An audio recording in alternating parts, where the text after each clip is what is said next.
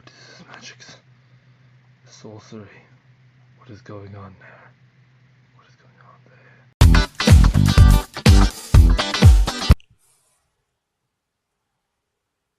Here's my first place and a half Majin Buu deck. Love this deck a lot. Played it back in Mecha Frieza format, did pretty well. Made minor changes since Mecha is no longer around, so I was like, fuck it, not using those cards anymore. I've played with it, we believe this is my third time on Sunday that I played with the deck. I usually do very well with the deck. I think I've only lost a couple games with the deck. Actual matches, I don't think I've lost a match, honestly. If it's possible, I lost maybe one match, which might have been super close, or you know what I mean. But I don't believe I have. I could be mistaken. I do very well in my games with this deck. I usually barely lose with this deck. It's really good. It's huge defensive, like there's huge defenses and really good offense. Let's get into the deck. Majin Buu Blue Leader.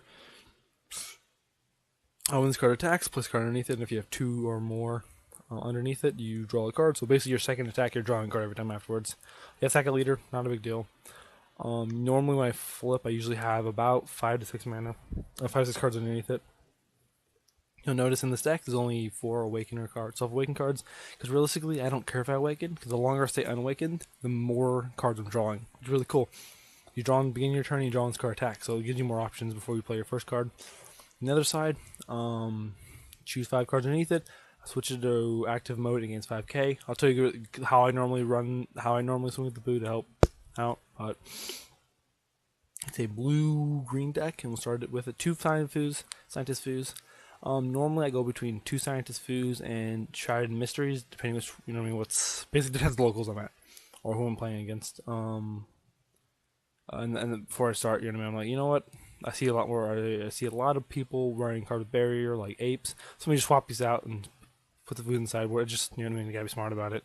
But Fu I use like a little bit more, the Scientist, because if he doesn't get stopped, he's an instant draw too, so I literally can play him, swing at something, or just play him, just draw the 2, say fuck it, you know what I mean, like, I need these cards more than I need him. Played 2 of them, could play more, but I'd say 2's pretty good. Then Buu Make You a Cookie, I fucking love this card, since everything I don't like is 3 or less, usually. Like the Kales, not the Kales, but the Khalifas and the Kabbas and under 16s, or the Buus. So that's about this card, is taking things that they need on the board, like their blocker, like their Android 16. So it kind of makes your opponent have to play against this card. You don't have to discard the card, but you can if you want to. That's still pretty nice. For the energy boosted Buus, that way I can charge one early, then play one to get some draw power on. Honestly, I just play him just to sometimes just tap mana, so when I awaken, I'm not wasting the awaken. You know, I'm playing something. Plus a good 5,000 combo. 4 Sensu Beans, I love this card a lot. You might see, yes, I'm playing a leader that untaps 2, which, I hate that. But with the Buu leader, I'm drawing so much, and sometimes I need the Sensu Beans to be aggressive. You know what I mean? Like, this deck can be aggressive if I need to be, because I play aggressive cards. So they're the aura defensive opportunities, because I want to make sure I awaken on my turn, not on my opponent's, which I've never been forced to awaken on my opponent's turn. So, 4 Wish Coercions, Negates. There's a lot of Negates in this deck. I love this card a lot. I used to have Mufubas in this deck. It'd be like a 3/3/3 or 3/3/2. But I realized that Mufu is only good against apes, which is strong, but like I don't often need the card, and just normal negate would be fine. Because most of the time they don't attack with their King Vegeta, so Mafuba would have been used way before then. But I do sometimes use Mafuba against ape. I just, you know what I mean. I like being able to use 1 mana and having 2 open. But a slight change of playstyle could easily make Mafuba viable. But just just check it out. I may put some back in later. 4 boost deck Piccolos, because I hate the fucking Kai one. I think it has its ways to be better, but like consistency usually wins. The change I made to the deck most recent is the most evil absorption history. I like this card a lot because some people do run the Union decks, and it's nice to just snatch things up. Also, if your opponent plays something on their board, like a Broly or something, I just pay 3 mana to get rid of it. There's nothing my opponent can do to stop this card. That's what I like about it. I've sideboarded it against mechas. Just cause some of the shit had barriers, some of it didn't, so this is like, the best thing I can take is really a Kale. But I was just like, you know what, fuck it. 2, went from 4 being in sideboard to 2 being in sideboard, because it's a nice 3-drop removal. Piccolo, this card goes back between 3 and 4. I like this card at 4, in case it gets eaten by my boot, and also the fact that it has a kill spell, critical barrier, has allowed me to beat a lot of mecha players. I did play with this deck, because it allowed me to swing in. They couldn't spirit, they had to deal with it right then and there. If the attack goes through, I usually have the further instruction Champa to go for game. Plus his built-in kill spell is really nice. You can pop stuff off the board. I don't often use the effect because a lot of things with barrier, but you know what I mean. Next, we're going to the Bundle of Curiosity Son Goku's. I played this card at 2. I did play this card at 4 at one point, but I realized that Son Goten Family Justice is a little bit better sometimes. Sometimes I run 4 Family Justice, just depends what I need. But 2 and 2 is a good split. If I don't need them, I charge them, but if I do need them, I have one or the other, so it's not bad. Draw a card or kill something. Next is 14 more Kaba, because the Veggie is very powerful right now. I like it a lot. Honestly, I don't always play the Veggie if I don't need to. It just depends. Sometimes cards get eaten, or sometimes your opponent plays a certain way. Like sometimes I just keep swinging with my leader and just kill with my leader. You know what I mean? It just depends what your opponent's playing. You don't need to rush. Nothing in this deck is rushing. You don't need to rush anything at all. You can play as slow as you want to, as fast as you want to. Which I like about this deck. Like sometimes I don't play my first Kaba until like turn 5. Like this deck easily, even against Mecha format, even against Apes, GT, this deck can get the later turns. People like the meta super aggro right now. It's as aggressive as you want it to be. Some decks are just faster than others. It happens, but you can slow the game down. There's the negates, the blockers there to do it.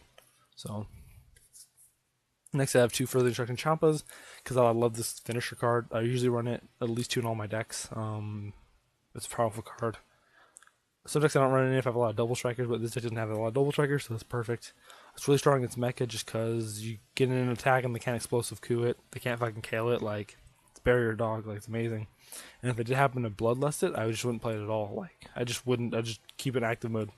They have to go because by the time it's their turn again when they can kill it, it barriers back. So the 4 combo because I love this card because it's better than Boo in my opinion. As I said before, it's a super combo. It's a fucking super combo basically. Just pay 1 mana, super combo, bam, pretty nice. Sideboard is 2 Foo's Mysteries for the Apes matchup, things like that. Things that have a lot of barrier stuff.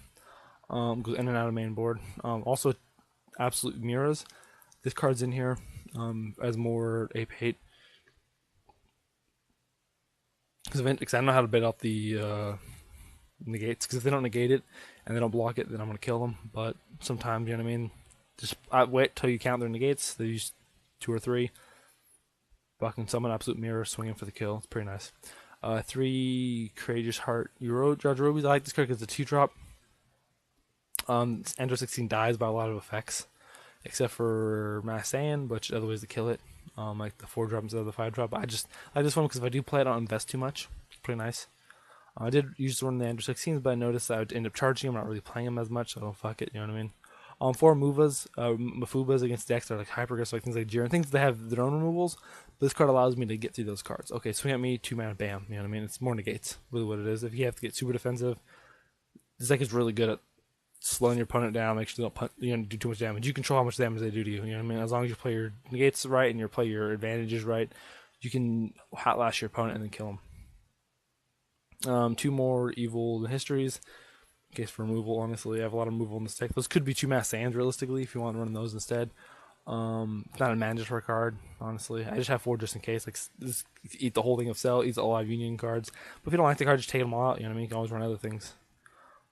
Like you can swap out those 2 histories for 2 Mafubas. So it's pretty fucking easy. I just like this card. Opponent plays something big, snatch it up. It's mine, bitch. Fuck you. The last 2 cards is King Vegeta Surprise Attack. Because sometimes your opponent does attack your weaker cards, like your Kabas. Swing into them, tap them out, swing into them. This card allows you to either your Kaba dies with them, or you can save your Kaba. So it's pretty nice. Normally, I don't often. I put those in depending on what my opponent does. But the sideboard is only there's more options. You can easily change the sideboard. Honestly, sideboards are based on where you're at. So these cards can be completely irrelevant to your meta. You know what I mean? Just really, that's what sideboard is defense against the cards that you don't main deck. I mean, or cards are situational that you don't want to main deck. So normally the hands I want to keep is like a Piccolo and like 2 to 3 negates, depending on what opponent goes against.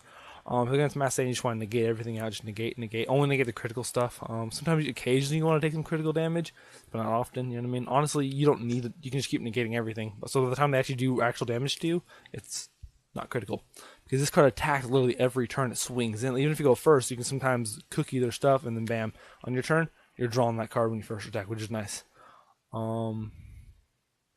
You do have to be somewhat careful. It's only happened literally once. Where you can deck out this deck, but just if you're swinging every turn, literally every fucking turn at your opponent, you're drawing a card. So you're literally drawing cards every time. So normally what I like to do is that if I have the ability to awaken, I'll go to 4 life. my Boo. Swing with that Majin Boo on Awaken to get the card underneath it, and to draw a card. Obviously, since I have now the ability to Awaken, I'm most likely to play something. Make sure you play something first, because during the offensive step, you Awaken, untap 2 mana, and bam, you're 15,000 plus if you Senzu Bean them, because by this time you should have at least 5 cards underneath them. The Senzu Bean will still be there. So when you attack again, you place another card underneath them, and you draw a card, and guess what? With the Senzu Bean on them and the untapping bonus, you 25,000. I've actually used this ability twice before, and I've 35,000 single swing. Bam, is amazing. Yes, you're not drawing. You only draw the card once per turn, but you can draw once on the Unawakened and once on the Awakened. Pretty nice. Only takes 5 cards underneath it. When you eat your opponent's cards, give the other cards last, because they're overwhelmed and you don't want them to have those resources. So Nate's really good. I don't often tap out, but if my opponent's not playing super critical, I'll play a Boo turn 1. You know what I mean? Just not always. Just, you know what I mean? Just to give an extra card in my hand, because you're discarding a lot. You're not always going to be able to play all your veggie stuff or all your piccolos if it just happens. Just give you options here. There's removal options, there's damaging. Like, this deck does a lot of damage to a huge amount of defense. Burns your opponent out. It really does. Like, it's hard for people to overcome this deck because they don't know it's in it, because now they do. It's a nice deck. You don't need to play Copper right away. You don't need to rush it. Like, what's the fun rushing it? Unless you need it out, but like your opponent, it gets more chance of it being killed, and you don't want your card to be killed. You don't. So why only play when you need them? I've been honestly beaten people without ever Awakening with Boo, because there's just constant. You're gaining advantage. It's pretty nice. And you do notice you have to charge something. You just charge your Kale sometimes. It happens. This is a really good deck. It's strong. It's a huge amount of defenses. You can rush if you need to. You know what I mean? It gets well against Mass Saiyan. It gets well against Apes. The Apes you have to be a little more aggressive with, just because the more they have a chance of building up, the you know what I mean, better it is. And they have barrier, so it makes your evil history kind of dead. But you can just charge it or discard it with your cookie. You know what I mean? You want to eat their stuff. You want to kill their stuff fast, which I can do. He usually has pretty big size hands since I'm drawing so much. You gotta be careful. Don't over tap out. Honestly, only Awaken on your turn for the combos. But this has been the Majin Buu deck profile. First and a half place at on the comic shop on Sunday. It was pretty fun. Decent turnout. And have a good one. Like and subscribe.